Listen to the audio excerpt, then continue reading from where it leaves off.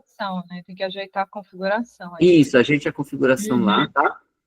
Então, só avisando logo no começo, a nossa reunião vai ser gravada, e aí se você quiser participar, você precisa aceitar lá o que vai ser registrado, tá bem? Se você é mais tímido, basta você ficar ali ouvindo, tá? Mas, enfim. Então, eu estava dizendo que o nosso Letraduz já está na quarta edição. Em uma das edições anteriores desse nosso evento, nós mudamos o nome. Então, nós estamos agora na quarta edição do Letraduz, tá? Ele é um evento que trata, inicialmente, da obra de Dalcídio Jurandir, da tradução e da análise. No caminho, nesse nosso rio aqui, nós fomos encontrando colegas novos. Alguns outros colegas ajudaram bastante, tiveram que descer, né, nessa canoa da vida, como, por exemplo, o professor Moacir nos ajudou bastante logo no começo. Mas depois o rio levou ele para outro caminho, e ele segue nos ajudando ainda de lá, hoje mesmo nos ajudou. E toda viagem é assim, né? Chegadas, partidas, reencontros, às vezes as pessoas retornam. E eu estou muito feliz da nossa canoa como ela está hoje, né? Uma canoa muito agraciada, com pessoas muito competentes, colegas lá de Altamira, que inclusive já mudaram de lugar, né? A vida é um trânsito o tempo todo. E realmente agradeço muito, principalmente aos nossos colegas que compõem a banca, e uma surpresa que nós tivemos nessa reta final, né, uma surpresa muito positiva também, de poder contar com o doutor Agenor Sarraf, e a forma como ele aceitou, né, tão diligente, tão solícito, realmente muito, agradeço bastante ao professor, a Jussara, que fez essa ponte. E eu acho que não deixa de ser um símbolo do que é o nosso projeto de tradução, que tenta cada vez mais reunir pessoas, né, de todas as áreas. Isso tem a ver com a metodologia do Haroldo de Campos, que já vou explicar na minha participação, de agregar pessoas de áreas diferentes.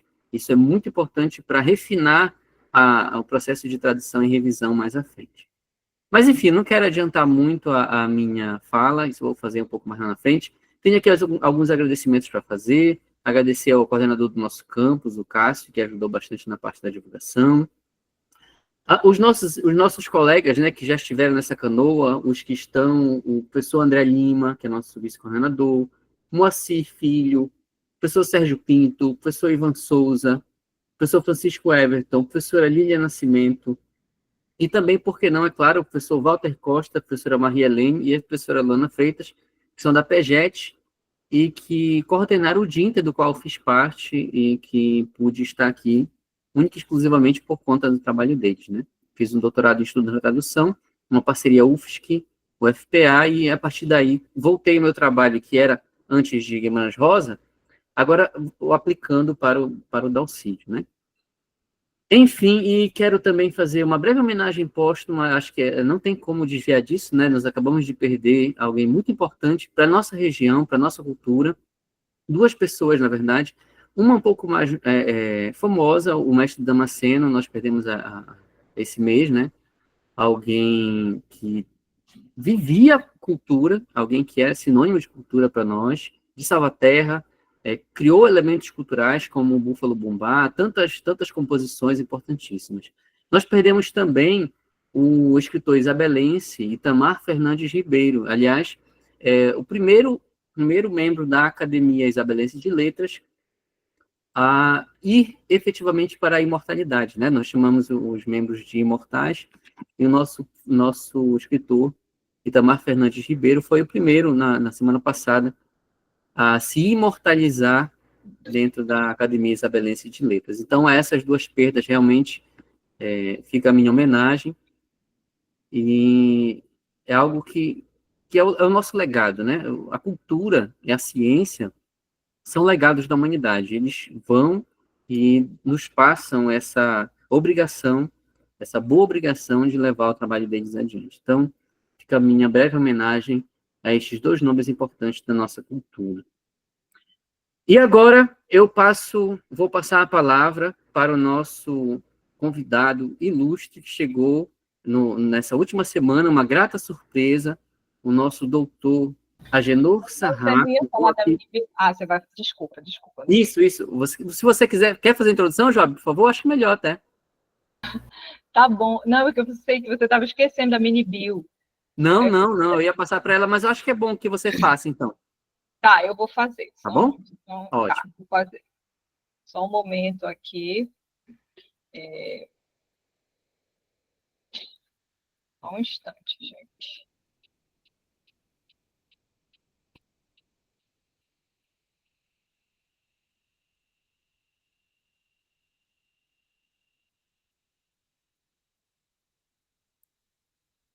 Gente, eu saí da reunião. Putz, grilo. Não, nós escutamos você. Ah, tá, Estamos desculpa. escutando, fique Eu tranquilo. pensei que eu tinha fechado. Não. Ai, gente. Tá bom, peraí. Tá, enquanto ela encontra, eu cheguei a mandar para você pelo celular também, deve Não, estar lá. tá aqui, mas como é você que disse que ia fazer isso, aí eu Não tô tem problema, tentando posso abrir fazer o também. arquivo. Vai, por favor, porque tá lento aqui, tá, Tudo bem, sem professor? É melhor problema, sem você problema. falar. Tá, antes de qualquer forma, antes mesmo dessa parte importante, que é falar um pouco sobre a bibliografia do nosso convidado, eu queria mais uma vez agradecer, viu, professor, pela sua disponibilidade e em aceitar um convite já tão tardio, mostra realmente muita diligência sua. Muito obrigado pelo seu aceite. O nosso convidado, para fazer aqui uma fala de abertura do nosso evento, é o doutor Agenor Sarraf Pacheco. Ele é doutor em História Social pela PUC, mestre em História Social, especialista em métodos e técnicas em elaboração e projetos sociais, também pela PUC. Tem licenciatura plena e bacharel em História pela UFPA. Realizou estágio de pós-doutorado na graduação em Linguagens e Cultura. Também discute teoricamente estudos culturais, pensamento pós-colonial, decolonial, que é assim, algo muito importante para esse nosso momento, né? Deixa eu ver. Tem experiência na área de história social, cultura africana, afro-indígena e filosofias da Mãe Terra. Tem 15 anos que ele coordena o grupo de pesquisa de estudos culturais da Amazônia, é filiado à Associação Nacional de História e à Associação Nacional de História Oral. Atualmente é diretor da seção norte da História Oral, professor associado 1 da Universidade Federal do Pará e lotado no Instituto de Ciências Humanas do IFCH. É vinculado também à Faculdade de História, ao programa de pós-graduação em História Social, foi vice-coordenador também do PPH-IST e diretor do Arquivo Público do Estado do Pará. Atualmente, ele trabalha com os temas Cidade e Floresta, Zona de Contato Afro-Indígena, Encantaria, Religião, Religiosidade, História, Literatura Marajoara, Saberes Locais e Patrimônio Cultural. Então, tudo isso, né, estuda o professor, e olha que eu resumi aqui a biografia dele, então, para vocês verem o peso do nosso convidado, porque nosso evento, imagina, se eu fosse ler tudo aqui, ia dar uns 20 minutos, mas eu agradeço muito, professor, a sua vinda, a disponibilidade, viu? Muito obrigado. A palavra é sua. Boa tarde a todas e a todos, boa tarde, pessoas. Primeiramente, parabenizar esse movimento que estuda tradução e que focaliza o Dalcídio. Agradecer a Jussara pelo convite, parabenizar o professor Joaquim pela organização. A Jussara me convidou, eu disse, Jussara, mas a programação já está tão bonitinha, tão fechada. Não, professor, eu falei com o Joaquim. Então, eu disse, está tudo bem, eu não quero quebrar a programação de vocês. Me dê 20 minutos, eu faço uma avant-première da trajetória, e como é que eu, como historiador, trabalho com Dalcídio. E aí eu pensei, né, algumas coisas para partilhar com vocês. Antes, deixa eu só situar. Eu estou, nesse momento, no município de Curralinho. A Faculdade de História tem uma turma do curso de licenciatura plena em História, e nós estamos agora, eu e um grande historiador, para mim, um dos maiores historiadores vivos do nosso departamento, tem um saber enciclopédico, eu chamo ele de Poseidon da Amazônia, Aldri Moura de Figueiredo, que é também um grande historiador que trabalha com a perspectiva da história e da literatura, mas o Aldrich construiu a trajetória dele de que maneira? Ele estudou, né, os homens e mulheres das letras, especialmente os homens, que vão construir, de meados do século XIX, durante o século XX, o chamado campo dos estudos das religiões de matriz africana e da encantaria. E ele lançou um livro, foi a tese dele de 90, o mestrado dele de 98, que é a Cidade dos Encantados. Mas ele trabalha com intelectuais. E o doutorado, ele é o grande estudioso do modernismo na Amazônia, né? Está no circuito, mostrando que existem vários modernismos em todo o Brasil. E eu estou fazendo essa apresentação porque eu sei que vocês devem conhecê-lo e o trabalho dele é importante, né, para o que vocês fazem, o que nós fazemos. Pois bem, eu quero abrir essa contribuição, né, esse espaço que vocês me cederam, para trazer aquilo que, para mim, é a missão da Alcidiana nessa terra, né? Dalcídio, dizem que legado não é o que você deixa para as pessoas, mas é o que você deixa nas pessoas. Eu acho que esse encontro, esse movimento de estudar Dalcídio, tradução, interpretação, análise literária, crítica literária, perspectiva Dalcídio como antropólogo, Dalcídio como historiador, Dalcídio de diferentes formas, eu penso que tem a ver com tudo aquilo que ele nos ensinou. E o Dalcídio tem uma das passagens dos seus escritos, ele diz uma coisa que é o que eu abro o meu livro, né? Acho que colocar até esse tema aí para falar Marajó, o coração da Amazônia, que é o estudo dos últimos 30 anos que eu desenvolvi sobre o Marajó, eu abro com essa epígrafe, eu acho que tem tudo a ver com a gente, que ele diz assim, ó, modéstia à parte, se me coube um pouco do dom de escrever, se não fiquei por lá, pescador, barqueiro, vendedor de açaí no ver-o-peso, o pequenino dom, o dom da escrita, o dom da literatura. O pequenino dom eu recebo com privilégio, uma satisfação para servir aos meus irmãos de Igapó e Barranca. As poucas letras que me cabem, faço tudo por merecê-las. Entre aquela gente tão sem nada, uma pequena vocação literária é coisa que não se bota fora. Se posso tocar a viola mesmo de orelha, tenho que tocar com e por eles. Por eles tenho que dar conta do encargo, bem ou mal, mas com obstinação e verdade. Então eu penso que nós levamos adiante essa missão e esse legado, e o Dalcídio é vivo e atualizado, e nós trabalhamos com múltiplos Dalcídio Jurandir, né? Pois bem, nos estudos que eu fui desenvolvendo, então eu trabalho com cronistas, viajantes, naturalistas, literatos, com narradores a partir da história oral, das etnografias. Eu fiz 2 pós-doutorados e um segundo, 2 estágios. No segundo, eu trabalhei uma cartografia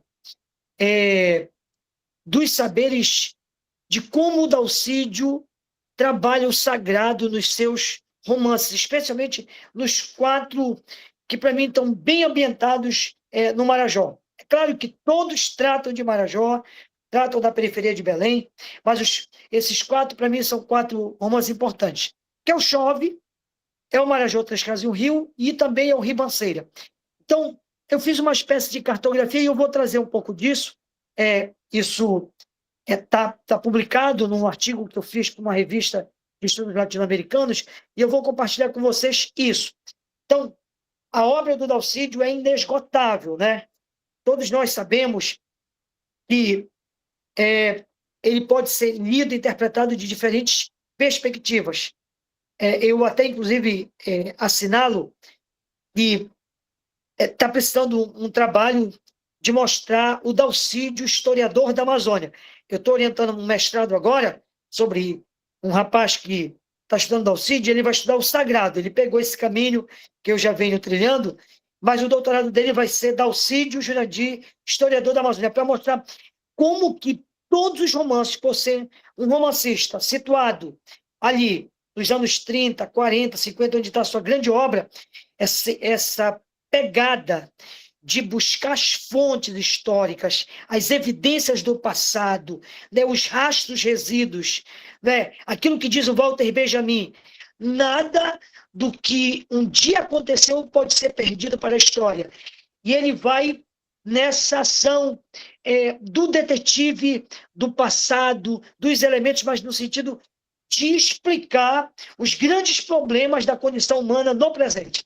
E aí eu queria trazer, então, essa pegada dos repertórios de saberes a partir de uma cartografia. Eu digo assim, ó, para captarmos esses repertórios de saberes em narrativas, práticas de cura, saberes de religiosidade de matriz afro-indígena, dos romances da Alcidiano, embarcamos na canoa da cartografia. Nossa compreensão de cartografia caminha na contramão da cartografia moderna, dual, que criou linhas abissais e excluiu do direito à memória o subalterno e o ilegítimo, denunciado por Boaventura de Souza Santos, numa obra do Boaventura de 2010. Nos orientaremos por compreensões de Deleuze e Guattari, a obra dele de 95, das cartografias, Boaventura Santos, Martim Barbeiro, Eduardo Glissant, que eu penso que vocês devem ter leitura, maravilhoso. Então, sobre o princípio da cartografia, Deleuze diz que é um mapa que possibilita múltiplas dimensões e aberturas. Então, pensar a grande obra do Dalcídio como, né, rios que se abrem para todos os lados e você pode entrar em qualquer curso d'água, na vazante, né, no tempo de Tapecuema, enfim, na linguagem que nossas populações utilizam para falar do tempo das águas. Então, essa cartografia ela pode ser rasgada, revestida, adaptada à vontade de qualquer natureza, se preparada por um indivíduo, um grupo, uma formação social. Uma das características mais importantes é o rizoma, né? Que aí apresenta múltiplas entradas. Em Boaventura Santos, a cartografia revela múltiplos campos de saber que estruturam representações sobre a realidade social. Em Martim Barbeiro, cartografia são mapas cognitivos que traduzem outras figuras como a do arquipélago. E para nós aqui é decisivo, né? A gente fala do maior arquipélago fluvial do mundo, 50 mil quilômetros quadrados, 640 mil habitantes, tradições indígenas diversas, presença de portugueses vindo de determinados espaços de Portugal, portugueses que já tinham conhecido a África, portugueses já tinham conhecido as Ásias, quando chegam aqui já trazem esses saberes que se encontram com os mundos indígenas, depois chegam os africanos, né? E, para quem não sabe, o negro chega na Amazônia, primeiro no arquipélago de Marajó, e ele vem com o gado que vem do Cabo Verde. Então, essas populações de cores, né, multirraciais, que estão chamando de afro-indígena, revela para nós, então, isso. Né? Então, nessa ideia de um mapa cognitivo, como um arquipélago desprovido de fronteiras, não há fronteiras. Com isso, o continente se desagrega em ilhas múltiplas e diversas que se interconectam. Eu acho que é o sentido de todas as pesquisas de vocês, o que já está feito, o que está sendo feito e o que ainda vamos fazer ao pegarmos a grande obra da Alcidiana em todos os sentidos. Por exemplo, falta um trabalho sobre o Dalcídio, não é? Que escreveu várias matérias para jornais, né? O Paulo Nunes, com a Josebel, já pegaram as epístolas. O Paulo Nunes já organizou as poesias. A gente conhece bem os 11 romances, os 10 do ciclo do Extremo Norte, o que foi encomendado pelo Partido Comunista, que é o Linha do Parque, mas ainda tem muito Dalcídio a ser desvendado nos seus escritos, né? Tem uma poesia do Dalcídio, eu vou fazer uma digressão aqui, que eu tenho usado bastante ela. Eu estou agora num movimento que, assim, eu passei... Quando eu fui fazer mestrado, eu conheci, então, o campo dos estudos culturais. Eu fui em 2002. E a minha orientadora, ela era a intelectual de História e Estudos Culturais. Então, a gente bebeu nos clássicos, né? Richard Roga, Raymond Williams, E.P. Thompson, Stuart Hall, os 4 cavaleiros do Apocalipse dos estudos culturais. E depois a gente caminhou para os Estados Unidos, para a América Latina, com Canclini, Barbeiro, Beatriz Sarlo, e aí depois estudos subalternos, né, indianos, com a Spivak, com Homi Bhabha, Said, que é o pai de todo mundo, e aí estudos pós-coloniais, especialmente o pessoal do Caribe, com a Aimé Césaire, com o Mene, com o Franz Fanon, que inclusive a gente está vivendo um momento fundamental, 100 anos de Fanon, os estudos fanonianos, que é o grande psiquiatra martinicano, viveu só 36 anos, mas que deixou uma obra seminal para se pensar o negro, para se pensar o racismo, para se pensar os silêncios, né, desse negro e a condição humana, em 3 obras seminais dele. E quando você lê o Fanon, você entende bem. Então, ele vai para dentro da psicologia. Tem uma lição do Fanon que é a seguinte: o pior legado do colonialismo foi ensinar o negro a se odiar. Certo?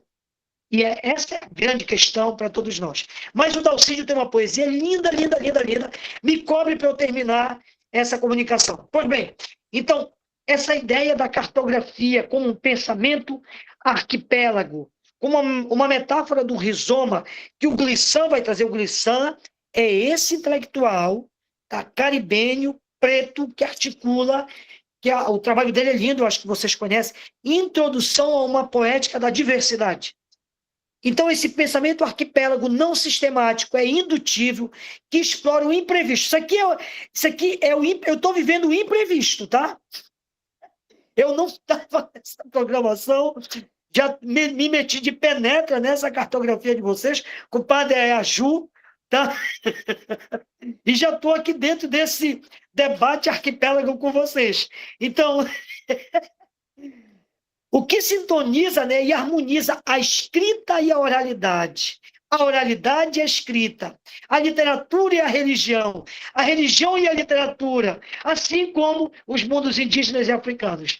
Então, investigar na obra dalcidiana dimensões do sagrado afro-indígena em estéticas, poéticas, escritas e oralidades politicamente comprometidas, né, de Dalcídio Jurandir, pelo universo da cartografia, permite ampliar as experiências de namoro entre religião e literatura. Porque, geralmente, já há estudos sobre o sagrado em Dalcídio, mas o pessoal que vem estudando ainda está estudando o Deus católico, o Deus estabelecido pelo campo da religião. O Dalcídio vai além disso. O Dalcídio vai para o mundo das espiritualidades, para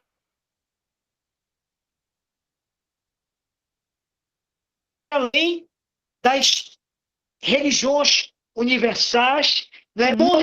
Ele vai para o mundo das sabedorias ancestrais. Isso que é o bonito, que eu estou chamando de religiões de matriz afro-indígena. Por meio do mapeamento e interpretação de enunciados que trazem o mundo das religiões de matriz oral afro-indígena, nessas escrituras e oralidades de Marajó, a cartografia gesta conhecimentos nas interfaces entre teorias nômades, aí aqui é toda a galera do pensamento pós-colonial e decolonial. A gente trabalha com teorias nômades, que combatem convenções do pensamento moderno.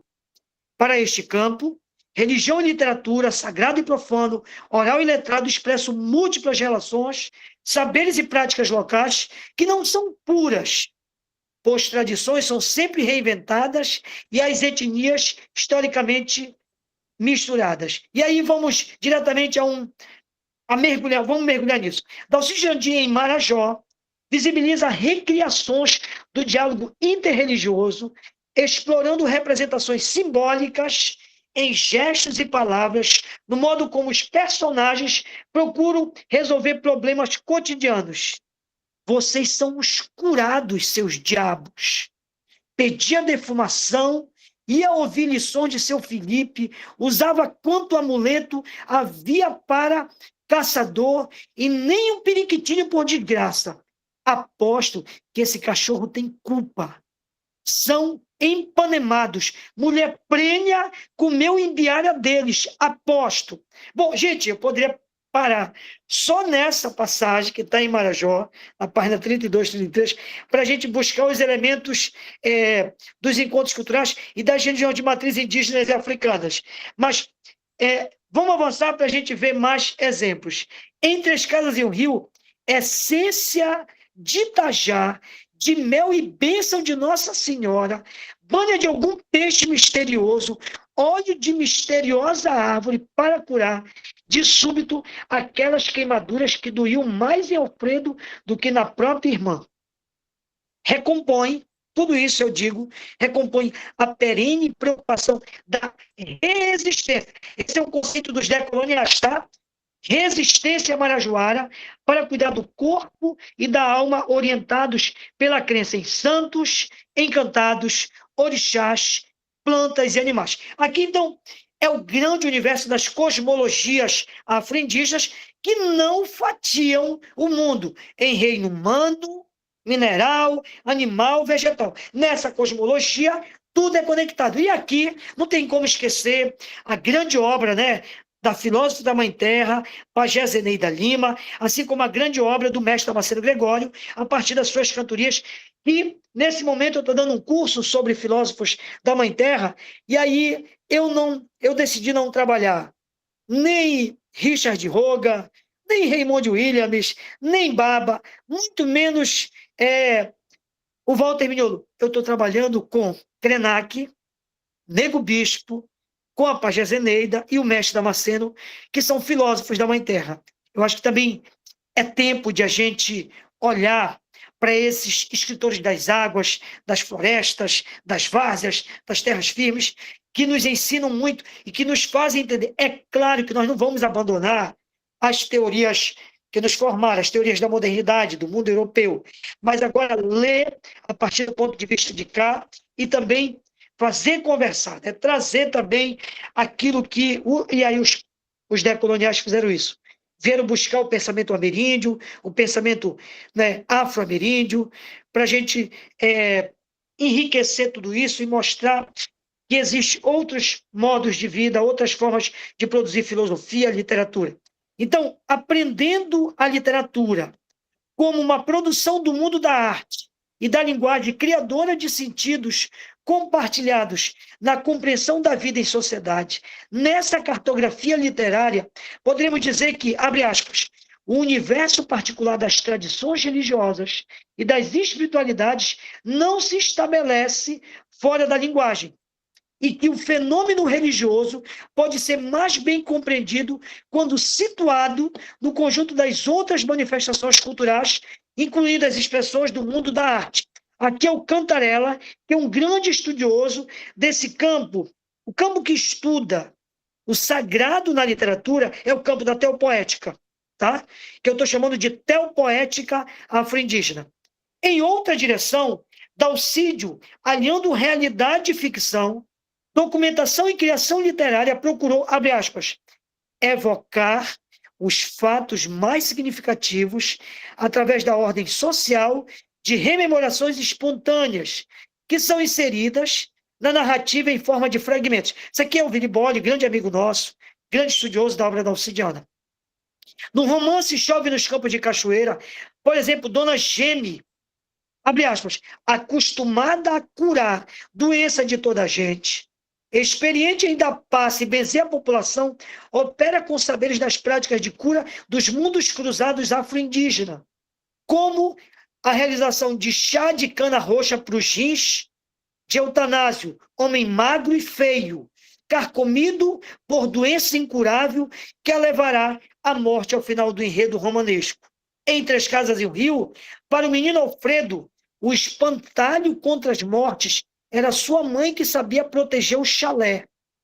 Via naqueles braços um poder de curar que não via em outras mulheres nem nos médicos lá em Belém, ou que passavam tão raramente nas lanças dos fazendeiros. Bom, a personagem, uma das grandes personagens, uma das grandes criações poderosas da Alcidiana é a Negra Amélia, né? Preta de um pretume que lhe deixava amorosa. Em cenário anterior, Alfredo recria Irene, vestida como, abre aspas, uma das donzelas encantadas do lago, de que falavam os pescadores nas madrugadas lentas de tarrafeação e linha n'água.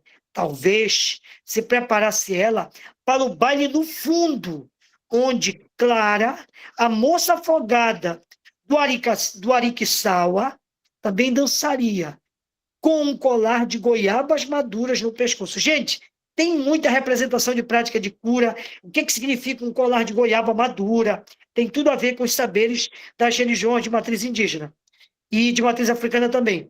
O amplo repertório do mundo da encantaria afro-indígena, Marajoara, densa-se e cruza com a complexa saga da vida na região em diferentes passagens de Três Casas e um Rio. Em um dos questionamentos retratados pelo romancista, abordado por Edilson Pantoja da Silva, emerge um questionamento cruzando a infância pobre, desvalida e faminta e o viver subterrâneo. Abre aspas, Dalcídio diz: seriam aquelas crianças da rua de baixo agora anjos, não do céu, mas do fundo? Olha o que o Dalcídio fez, galera. Anjos do fundo. Ele perverteu o cristianismo que disputava com os peixes as sobras de comida e as linhas atiradas das janelas do promotor público, do Salu, da Lucila, do Chalé. Personagem emblemático dos romances da Alcidiana é Dona Amélia, a mãe negra de Alfredo. Vou terminar, tá, agora? E aí eu termino com a poesia e fecho, eu acho que já deu meus 20 minutos. O personagem central do ciclo do Extremo Norte, com exceção do romance Marajó, Amélia é detentora de múltiplos saberes e fazeres orais, capaz de hibridizar, eu poderia dizer interculturalizar, mitos e ritos do cristianismo, da pagelância e do candomblé, os quais, do ponto de vista subalterno, conforma rico acervo de crenças das religiões de matriz afro-indígena. Então, vou terminar aqui. A tradição oral não apenas enriquece, como funda e dá vitalidade à escrita literária africana, assinou Cantarela. Vou terminar agora com essa poesia que eu acho que tem tudo a ver com a gente. A gente está vivendo um momento em que o planeta, diz o Ayrton Krenak, está sendo comido, né? E tudo que nós fazemos é preciso pensar, né, na conexão dos mundos dentro da casa comum, que é o planeta Terra.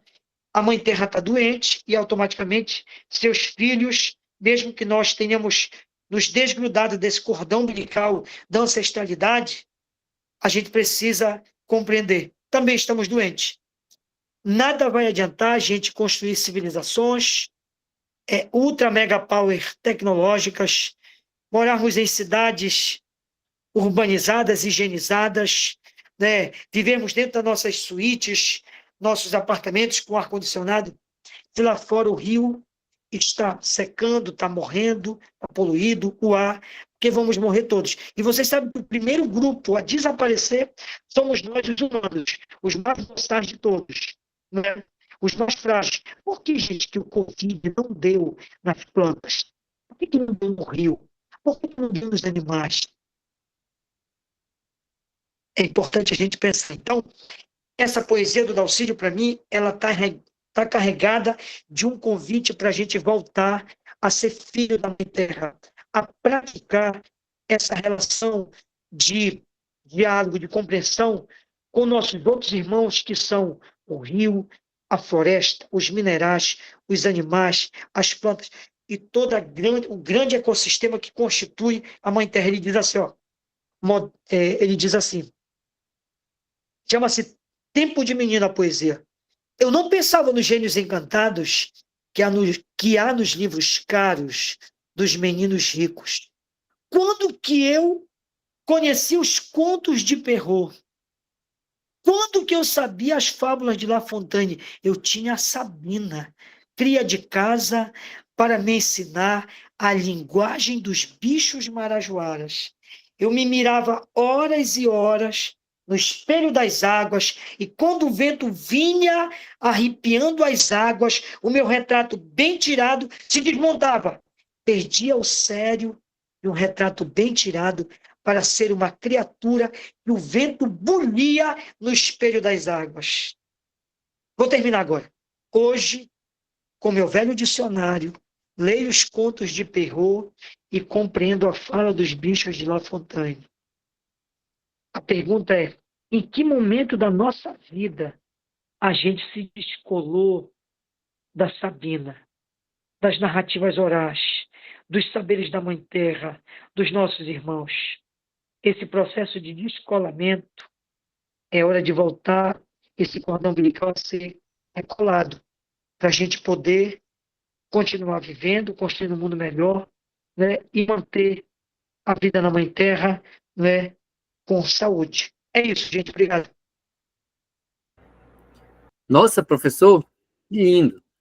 E se nós não tivéssemos falado tantas vezes que o senhor chegou essa semana para estar junto conosco, as pessoas pensariam que isso estava planejado desde o ano passado, porque não podia encaixar melhor com o nosso evento de hoje. Fico muito, de verdade, muito, muito agradecido com a sua disponibilidade, com a sua participação.